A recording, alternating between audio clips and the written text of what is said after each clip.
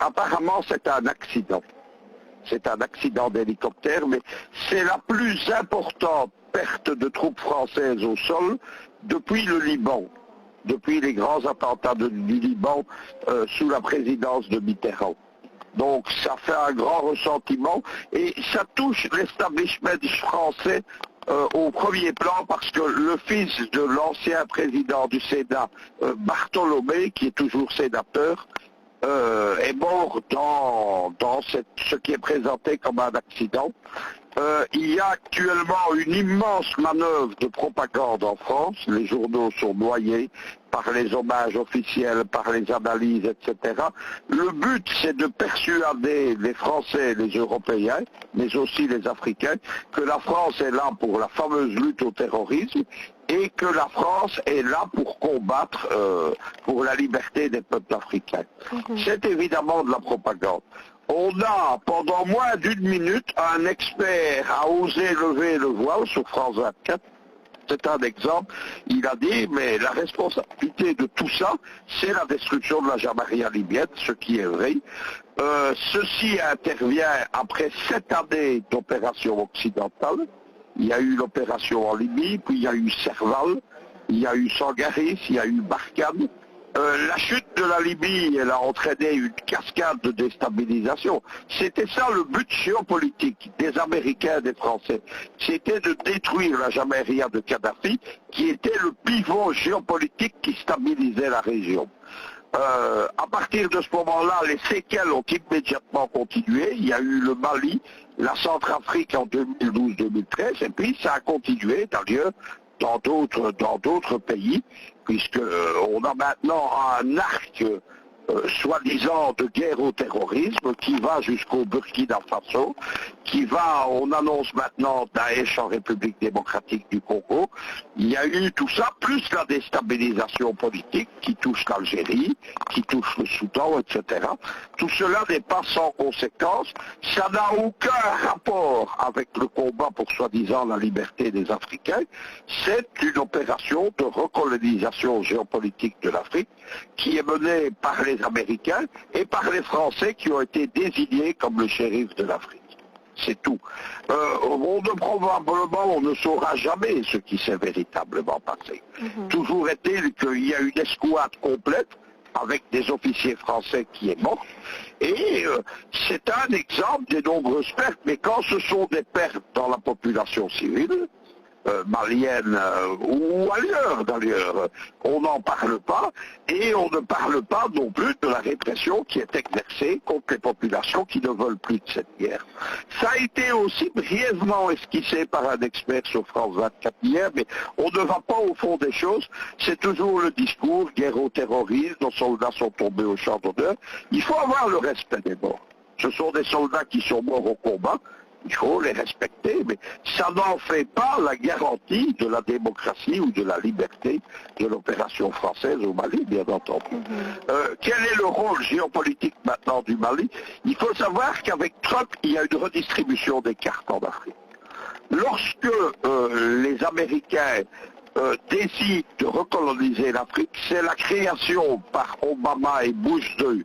Bush II lançant l'initiative, Obama la réalisant de l'Africom en 2007-2008, à l'époque, les Américains sous-traitent à l'armée française. Ça vous explique notamment le rôle que les Français ont joué comme porteurs de valises américains contre Kadhafi, et aussi rôle principal dans les opérations au Mali et en Centrafrique, où ils ont même, François Hollande a même proclamé la victoire en 2013. Ce sont des victoires de papier, comme la victoire américaine de George Bush II, soi-disant en 2003 en Afghanistan. Les talibans sont toujours là, nous sommes en 2019, on s'apprête à leur remettre le pouvoir, et les Chebab, par exemple, sont toujours là en Somalie depuis 20 ans. Ils se sont étendus même dans d'autres pays, au Kenya, en Éthiopie, au Mozambique.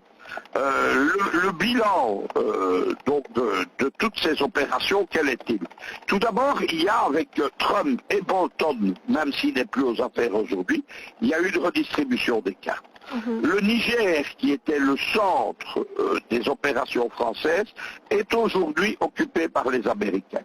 Les Américains y ont établi une base, c'est là qu'est établie la fameuse guerre des drones, qui frappe les populations civiles innocentes, exactement comme au Pakistan et au Afghanistan. La guerre des drones, ce n'est pas une guerre propre, c'est une guerre d'assassins aveugles qui frappent du sol. Obama, on lui a donné un prix Nobel de la paix alors qu'il était à peine président.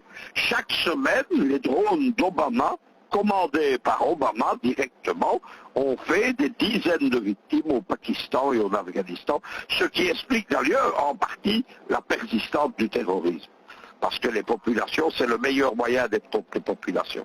Donc les Américains sont installés au Niger, ils ont installé un jeu de concurrence au sein de l'OTAN, avec les Allemands de la Bundeswehr, les Espagnols, les Italiens, tout le monde est au Niger. Et on a prié les Français de se redéployer au Mali. Le Mali, donc aujourd'hui, c'est le pivot géopolitique de l'intervention française en Afrique. Le Mali, donc, est essentiel puisque la France est en train de perdre pied en Centrafrique. Vous savez que je reviens de Bangui. Je peux vous dire là-bas que la population est anti-française, mais aussi que l'œuvre de pacification que favorise la Russie et de reconstruction du président Touadéra, elle est en route, et c'est contre les intérêts, évidemment, de la France. La France ne peut donc pas perdre pied aussi au Mali. Les Russes viennent d'arriver au Mali. Ils ont l'envoi d'armes et l'envoi de conseillers militaires. Ils ont fait exactement les mêmes accords avec l'accord du Conseil de sécurité des Nations Unies, parce que l'action russe, c'est une action publique et pas clandestine. Et donc, ils ont proposé au Mali exactement la même opération qu'en Centrafrique. C'est la panique à Paris. Deuxième chose, il y a un intérêt géoéconomique. On vient, outre les richesses du sous-sol, etc., mais ça c'est dans toute l'Afrique, on vient de découvrir une grande nappe phréatique, donc c'est de l'eau potable, en dessous du Niger. Ça correspond à 2 siècles, écoutez-moi bien, 2 siècles de consommation d'eau douce de toute la planète. Vous savez que l'eau, c'est devenu une matière stratégique rare, avec notamment le changement climatique, et dans l'Afrique saharienne et subsaharienne, c'est essentiel pour le contrôle des populations, il faut dire, de l'eau. On a 2 siècles là-bas. On se rappellera que sous la Jamaïria libyenne, Kadhafi avait déjà exploité une nappe phréatique en dessous du Sahara, et jusqu'à la destruction de la Jamaïria, on fournissait toute la côte libyenne et Tripoli en eau potable. Tout ça a été détruit par les bombardements de l'OTAN et la guerre des milices. Mais c'était le cas. La nappe phréatique qui se trouve en dessous du Niger, elle est extrêmement plus importante que la nappe qu'exploitait Kadhafi. Et donc c'est un enjeu à la fois géopolitique et géostratégique essentiel. La France ne peut pas perdre le contrôle de ça. Voilà donc ce qui vous explique cet accent, cette relance de Barkhane, etc. Maintenant, quand on fait le bilan, c'est un échec. Nous sommes, après 7 ans d'intervention occidentale, principalement française, américaine et allemande, le djihadisme, que vous appelez le tafkirisme ou le terrorisme, ne s'est jamais si bien porté. Daesh, qu'on disait détruit en Libye, il est toujours présent dans toute l'Afrique. Il y a une branche des Shebab qui est établie au Puntland. C'est un État qui a fait sécession de la Somalie. Elle a fait allégeance à Daesh et elle s'est établie au Mozambique. Daesh est présent, bien entendu, au Niger. Les soldats français sont officiellement morts en condamnant un groupe affilié à Daesh, l'État islamique au Grand Sahara, comme le nom l'indique. AQMI n'a jamais été aussi puissant. Il a fait un espèce de front tafkiriste qui unit 5 grands groupes terroristes, dont le groupe Al-Morabitoum de Mokhtar Belmokhtar, qui est un des fondateurs historiques d'AQMA, et dont le groupe de Iyad Ghali, au Mali précisément, qui en est le chef. Il y a également Boko Haram, l'État islamique en Afrique de l'Ouest, qui frappe toute la zone du lac Tchad, en n'oubliant pas qu'une Boko Haram est aussi explosée en 2 branches. Il y a une branche principale qui fait allégeance au Daesh, mais une branche qui a fait allégeance à Al-Qaïda. Et il y a un phénomène extrêmement inquiétant qui s'est développé à partir du Niger mais aussi de certaines zones de la Somalie et du lac Tchad, c'est que les terroristes d'allégeance à Al-Qaïda et les terroristes d'allégeance à Daesh ne se combattent pas comme on l'a vu en Syrie ou en Irak, mais font des opérations et font une espèce de collaboration. Au Niger, par exemple, l'année précédente, 2 Français enlevés sont morts, ils allaient être vendus par un groupe d'Al-Qaïda à un groupe de Daesh. Voilà la réalité de cette soi-disant guerre française au terrorisme et guerre américaine. C'est un échec total. Au milieu de tout ça, il ne faut pas se laisser prendre au nuage de la propagande. Les populations n'en veulent plus, ni au Niger, ni au Mali, ni en Centrafrique. Vous avez vu qu'au Niger, il y a le principal artiste qui s'appelle Salif Keïta, c'est un artiste de renommée internationale. Il a fait une lettre ouverte sous forme de vidéo au président Ibeka. Il lui a dit ce sont les Français qui sont responsables de la guerre, ce sont les Français qui financent le terrorisme. Si tu n'as pas le courage de les dénoncer, quitte le pouvoir, un homme plus courageux prendra ta place.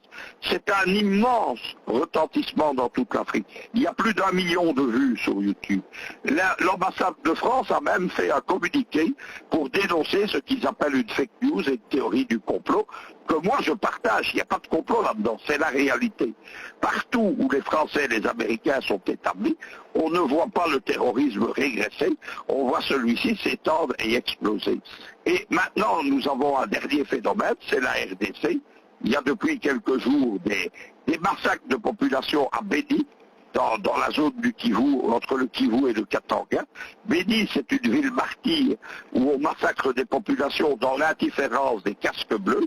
Là-bas, la population s'est révoltée, elle veut le départ de la MONUSCO des casques bleus, et on a des photos terribles où des soldats des casques bleus tirent au fusil d'assaut dans le dos de Congolais en colère, désarmés avec les mains nues. Il y a des morts. C'est le ras-le-bol des Africains de la présence occidentale.